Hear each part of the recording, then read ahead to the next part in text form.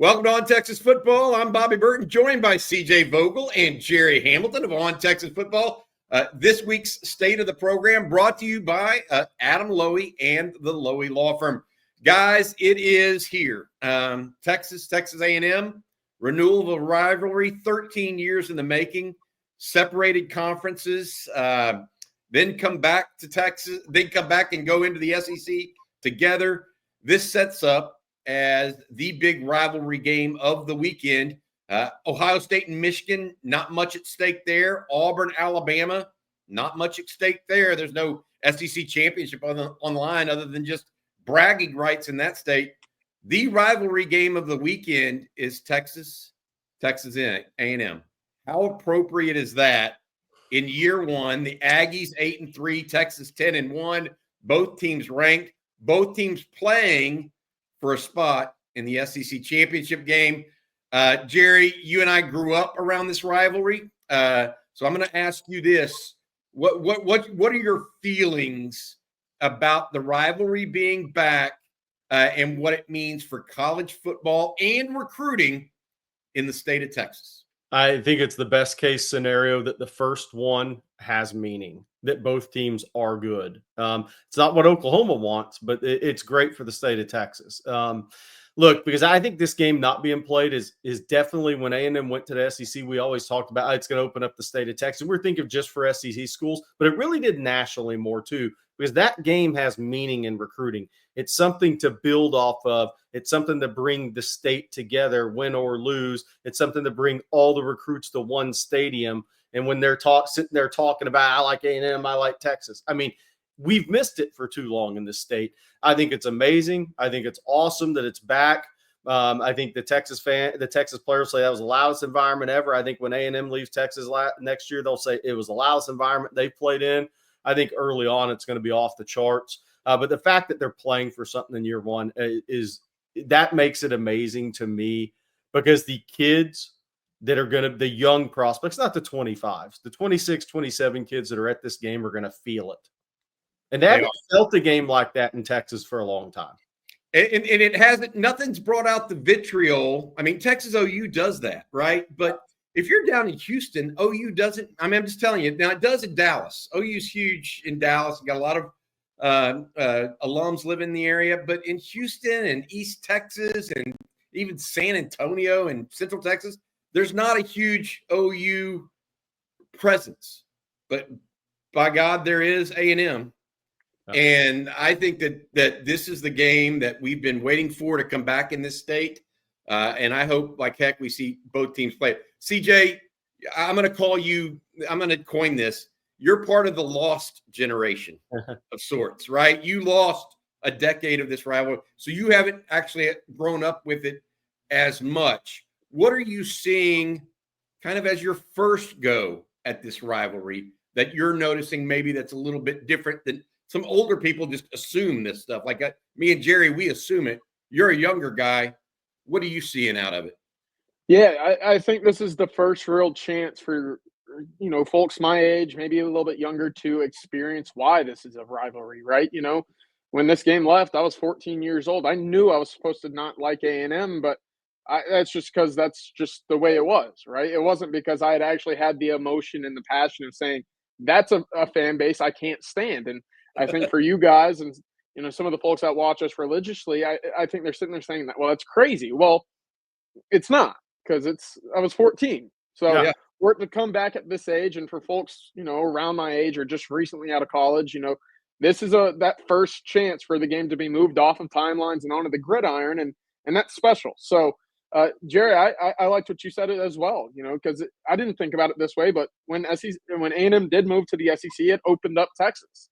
Now you're going to see that hatred kind of close. I don't want to say close the borders in the recruiting world around Texas, but it's going to become more of a focal point where you almost are an A&M rooter or a Texas fan, right? It's one of those things where this game will mean so much for kids in middle school, high school, growing all the way up and saying, oh, did you watch that game when you get back from Thanksgiving break? I can't believe that Quinn Ewers hit Isaiah Bond for that game-winning touchdown or whatnot. That's going to be something that carries on all the way through, and it might become a little bit more of a challenge for an Ohio State, a Clemson, an Alabama to come in and poach these top kids, because, hey, that's going to be the conversation from Thanksgiving all the way into bowl season, regardless of what these teams do. CJ, I think you said it really well. You guys are you guys that haven't been part of this rivalry don't necessarily understand because you haven't felt it. Sometimes you have to actually experience something. And I know that's almost sacrilege to say something like that to a person of my age who grew up with it every Thanksgiving. And that's what this game used to be on Thanksgiving Day. That's what you did on Thanksgiving Day in the state of Texas is you watched Texas play Texas A&M. And then it went to the Friday. And so I am so excited about this game being back. And I do think it has recruiting implications far beyond what we would think. For the first time in 13 years, there is a place for every recruit from the state of Texas to be the weekend of Thanksgiving. Yeah. It doesn't matter whether you like A&M or Texas. Somebody in your family is going to like one or the other. And if you're a big-time recruit, you're going to be every year from now on either at A&M or either in College Station or Austin. And I do think that will have repercussions down the line. May not impact many recruits this year. Maybe a Michael Fasusi, right? That's visiting A&M, expected from Louisville this year, 5-star that Texas is after still. But my take on it is the long-lasting thing, the long wait is finally going to be over. All right, I want to say thank you. We're going to get in now a little bit of the game discussion as well. I want to say thank you to our sponsor, Adam Lowy, over at the Lowy Law Firm. If you've been injured in a car wreck, truck wreck, automobile accident of any kind, including ATV or motorcycle, make sure you give Adam and his group a call. LowyLawFirm.com. That's LowyLawFirm.com. They offer free consultations to anybody who's been in an accident. Just give them a call.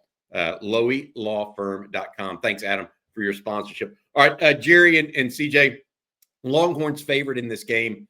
Kind of crazy in some respects because we all think that this is going to be a madhouse at Kyle Field, right?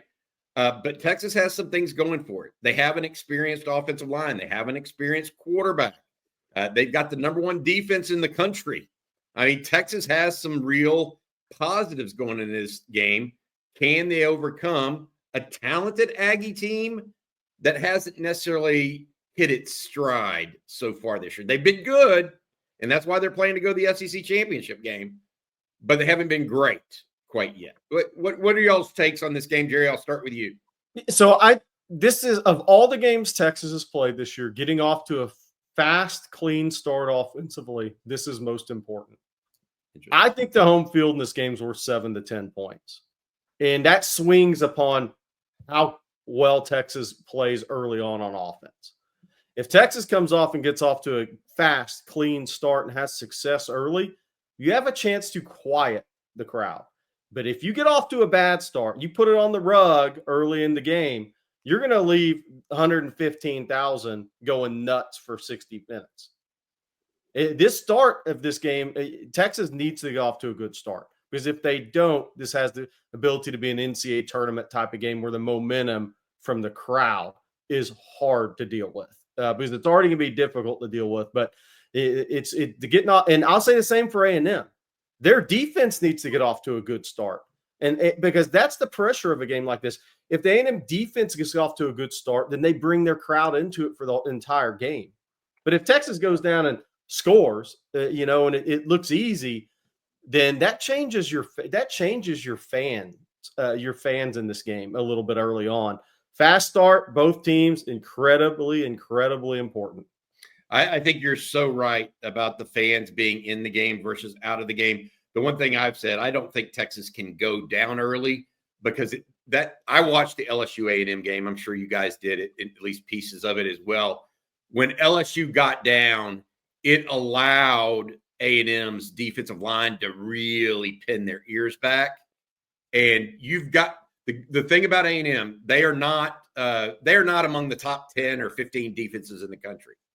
They may be among the top 10 or 15 most talented, though, especially on the front four. Yeah. Okay. And so if you allow those guys to play with reckless abandon, you're playing into A&M's hand way too much. That is going to be a decided advantage. Plus, you have the crowd where you can't audible out of stuff very easily. I think that's a good thought there, Jerry. What about you, CJ? What are your thoughts on this game?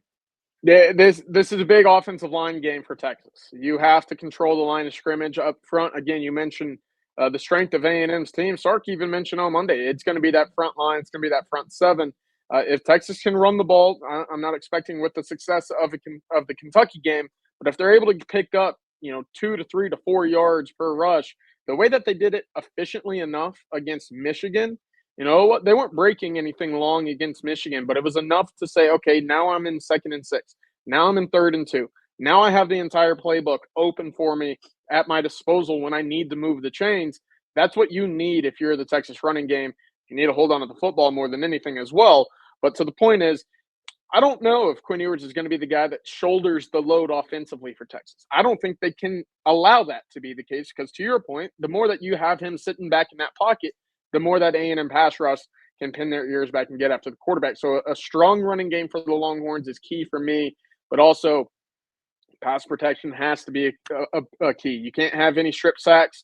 We saw what happened in the Georgia game. Short fields, turnovers, etc. That will cost you in a game like this. I tell you what, the Quinn Ewers injury situation is one that looms large as well.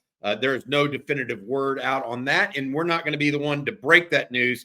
We're going to let Steve Sarkisian tell us what's going on with Quinn, but certainly something that not only today here for the state of the program that we're going to be monitoring throughout the rest of the week is my guest. CJ, you're really good on stats, and I know you dig deep on that stuff. Is there a stat or two that you see in this game that either favors or disfavors the Longhorns? I think takeaways for the Texas defense, leading the SEC in interceptions. Look, if you keep Marcel Reed contained in the pocket and force him to throw, he will be errant with throws. And I think that's something that Texas has been able to do very well against running quarterbacks, or at least mobile quarterbacks this year, right? Taylor Green, I know he didn't necessarily turn the ball over too much, but look, they contained him to, I believe, negative rushing yards on the afternoon, including sacks, right? Michael Hawkins, over at Oklahoma. They didn't have much of a passing game to begin with, but hey, his big threat was his legs. You keep that quarterback in the pocket and force him to throw the rock. Texas leads the SEC in interceptions. And again, with the way that Andrew Makuba and Jahdae Barron are playing right now with 4 interceptions apiece, I would not be wanting to throw 50-50 balls in their direction right now. That makes a lot of sense. Marcel Reed has been very careful with the ball throwing, though. Yeah. He's not a great thrower, but he's a good thrower. He has not thrown a ton of interceptions. We'll see if that changes if the Texas defense, Jahdae Barron, Andrew Makuba, both having excellent years, 4 interceptions apiece for the Longhorns. All right, Gerry, next segment of this show, 7 days away from National Signing Day. Okay. Longhorns in play for 6 different recruits that are uncommitted at this point. 4 of them on defense, 2 of them on offense. We mentioned Fasusi, Michael Terry out of Alamo Heights. You were down in San Antonio last week to visit with him and that staff at Alamo Heights. Then we have a bunch of out-of-state guys, 3 defensive linemen at least, and Nathaniel Marshall out of Chicago who just visited. Justice Terry, 5-star out of Georgia that visited and that Texas has been in on. Also, Javion Hilson, the big defensive end out of Cocoa, Florida. Finally, we need to mention Kellen Wiley, linebacker out of Tampa. That's a lot of blue chip left on the table and only 7 days to go. The question I have here is really kind of simple for you. I know all the ramifications. They may be ranked 1, 2, 3, 4, whatever. Okay. Yeah. What do you really want to see from Texas? Like, do they need to get 3 of these guys to make it an elite class? Because it's already headed to be an elite class. I think we all know that. How many of these guys do they need to get to where you're starting thinking, hey, this may be one of the best classes Texas has ever had? Or is it already there in some respects? No, I think they need to add to it. That Arch Manning class is going to be looked back upon it really good, I have a feeling. And that was a number 3 ranked class. I would say this. I think Hilson and Kellen Wiley are very important recruits. Big SEC athletes on defense at different positions. Both guys that I think are going to be pass rushers, by the way. but they're also state of Florida guys. And look, that would, if Texas could close those guys out, they've had as much success as an out-of-state school in Florida with big targets as any school in the country in the last 3 classes. Texas had never had success recruiting Florida before. Never. And, Cedric Baxter was a starter before he got injured, right? I mean, these guys aren't just coming to Texas. Whatever happens, Mike McCurran was a starting punter as a freshman at Texas, right? I mean, so these guys are coming in and they're playing. Jarrett Gibson's played. He's had a 100-yard game as a freshman, had really good game against Michigan. He's just fumbled. It's kept him from rushing for 600 yards, 700 yards this year. He's just had fumble issues. These kids are coming in and playing. And that's big for me, along with the talent as those 2 Florida kids. And then, look, I think Michael Terry is a big recruit for Texas. And I'll say the reason why is you look at Sark in the pony package. You look at could you have a big back that plays in the pony package that you also could play in that Juan Davis type of role? That guy's invaluable. FSU had a guy like that a couple of years ago that transferred ends in the NFL. Now I can't remember his name. Jay Reed or something like that, or Jay. Yeah. I mean, that transferred him from South Carolina to FSU. That guy is a valuable piece for Sark in the SEC. They have a 6'2.5", 6'3", 230-pound guy that can play running back, can play in the pony package as a pass catcher, can be a pass pro guy out of the running back position. You could even motion him to the slot. I mean, that's a pretty valuable piece when you look at Sark's offense. So those are the 3 guys I'm looking at, because I think the rest of those guys are bonuses. Now, I mean, you don't expect to win Justice Terry. Kirby Smart doesn't want that kid to go to Texas, man. I mean, if you lose a kid to Auburn, it's happened for years. You don't want a 5-star D lineman going to Texas right now from the state of Georgia. Michael Fasusi, who knows what's going to happen with him? It would be nice to add a 5-star offensive tackle prospect to this class, because I think they have damn good interior offensive line prospects in this class on the offensive line. But I think those first 3 guys to go with the pieces, especially Hilson and Wiley, and what they are on the defensive side of the ball, if you put them with what's already in this class, Bobby, I'd have a hard time arguing it's not the best defensive class I've seen Texas sign if those 2 guys jump in. Ooh. Yeah, I am one of those guys. I go back so far into Texas recruiting lore, right, Jerry, that it's hard to it's I will put it this way, to yours and your point earlier. I think it has the makings right now of the best last 10-year recruiting class. Really, before you start going, it's like CJ, from your vantage point of when you've really been following the horns, not only as a student, but also professionally, it has a chance to be the best class in that era. You agree with that? Yeah, I do. I think far and away it's the best defensive class this year. I was talking from bottom to top. You look at Jonah Williams on the back end. You look at, Lance Jackson, Smith Rogbo up front with Josiah Sharma next to him. I mean, it's very elite in my eyes, and to steal Jerry's phrase, but they got the jumbo SEC athletes. And, you can point to an Anthony Hill, you can point to maybe, a Colin Simmons in years past. And of course, those are 5-star caliber guys, but you got them at each position now. And I was, trying to think back on some of the big defensive classes I could think of. And obviously Malik Jefferson, that win was big back in the day. I look at 2018 and that defensive back haul thinking that was special. But what's missing there? And it's the guys up front, the pass rushers, the run cloggers, whatever you want to call them. I think Texas has them, and they're in the running right now for a couple pieces that could certainly add to this class as both quality and quantity. Myron Charles, Bo Barnes, some elite dudes. And I'm telling you, haven't seen him in person. When Mbaktu figures this game of football out, watch out. Yeah. I mean, so look, that's all. That's good. I think Texas fans going to be excited about that, just as I am, because, look, I've been covering recruiting a long time, and one of the things I can tell you is that it is fairly easy to find highly competent offensive players. Yeah. It is not as easy to find highly competent defensive players, not in the state of Texas. So, and I'm not secondary. I think usually you can find them a lot, sometimes on the defensive line too. But highly competent defensive players are a little bit of a premium in the state of Texas. That's why a Texas Tech or a Baylor or those teams that they just don't have this. They don't have the talent on defense to play a national level of approach, in my opinion. And that's why Texas and Texas A&M and Oklahoma have kind of, I mean, look, Tech has had plenty of offensive talent through the years, right? It's a little bit of a premium on defense. And so Texas flipping the script a little bit, perhaps by going to Florida and Georgia, right? I mean, that's what's happening. The easiest way I can simplify a great defensive class, if you're a fan of any school out there, a major school, is you look at your defensive class on signing day and ask yourself this: would Nick Saban or Kirby Smart have signed that class? If your answer is yes, you got a hell of a class. Yeah. I love it, Gerry. Way to keep. That's the ultimate coach is saying, kiss. Keep it simple, stupid. Just ask simple questions. That works best for me. I get it. All right, guys, looking at this whole situation, Texas obviously going to finish with a top 5 class, I think, Gerry and CJ.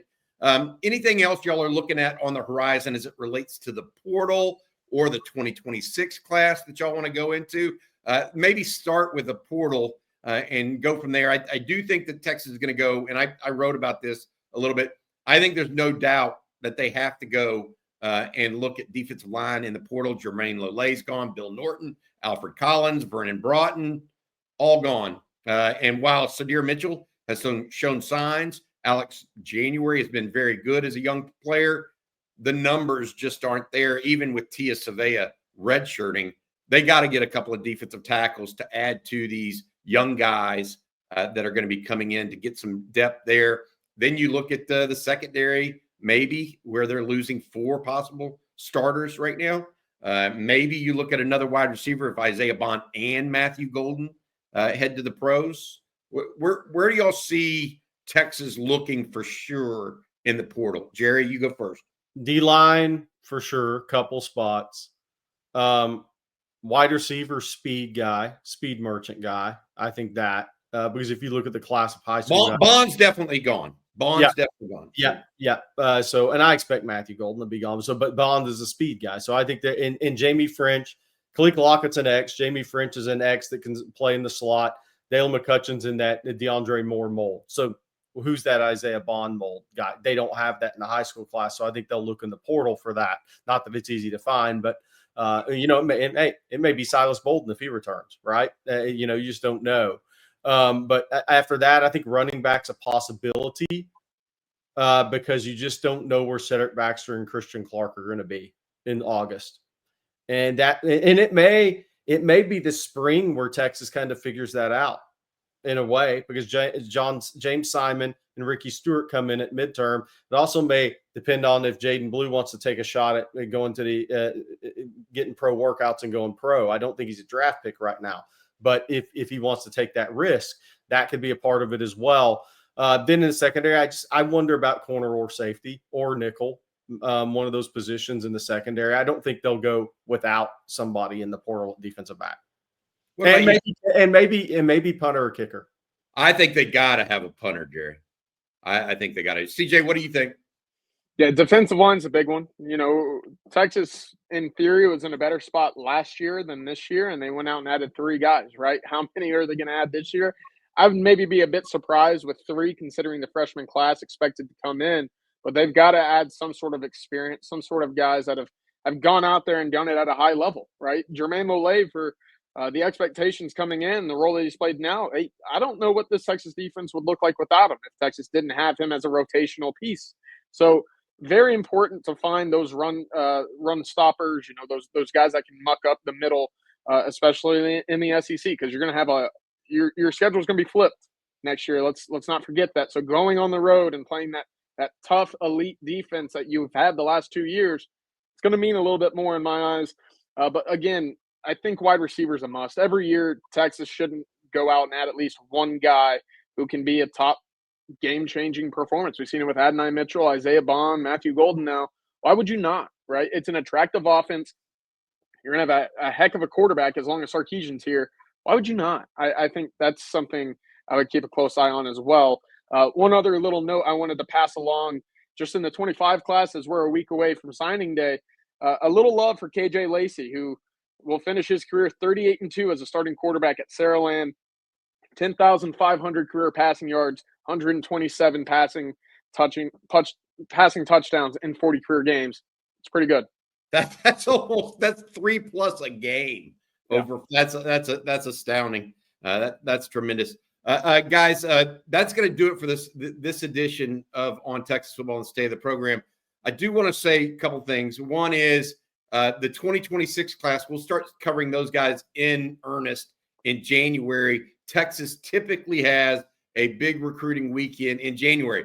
They may have to leave it kind of circled and write it in pencil as opposed to pen, because we don't know about where Texas is going to end up in the college football playoffs, et cetera. So we'll be covering those guys. Also, I want to add this, and I see Jerry's got something else he wants to add. If you have not, and I rarely do this, but I want to put it out there. If you have not read Cedric Baxter's article that he penned in the Players Tribune today, please go read it. Look up theplayerstribune.com. It's a self-written article by Texas running back Cedric Baxter, who's been out injured. It takes you through that process and talks about what being named a team captain meant to him this season, even in the face of an injury. Just a tremendous kid. You can read it in that article with, I think, his brain and his faculties focused in the right direction. Jerry, you want to add something else? I was going to say I'm tabling it because Cedric Baxter is one of my favorite guys I've covered in my 2 decades plus, because he's a captain because of what you saw in high school. If you went and saw the kid in high school, you knew he had it figured out at an early age what all this was about. Okay. He had a minor hamstring injury. He stepped in the huddle every day in practice and helped lead his team. Most 5-star kids don't do that in high school when they're hurt. Yeah. All right. That'll do it. We'll get to you again, Gerry Hamilton, tomorrow morning on Coffee and Football on Thanksgiving Day. CJ, good luck in College Station. We'll talk to you again soon as well. For Gerry Hamilton, CJ Vogel, and our producer, Matt Hutchinson, I'm Bobby Burton. This has been On Texas Football, brought to you by our friend Adam Lowy at the Lowy Law Firm. Again, LowyLawFirm.com. Make sure you reach out to him if you've been injured in a car wreck, truck wreck, automobile accident of any kind. 20+ years experience of helping injured Texans. Hook 'em, everybody. Let's beat the Aggies.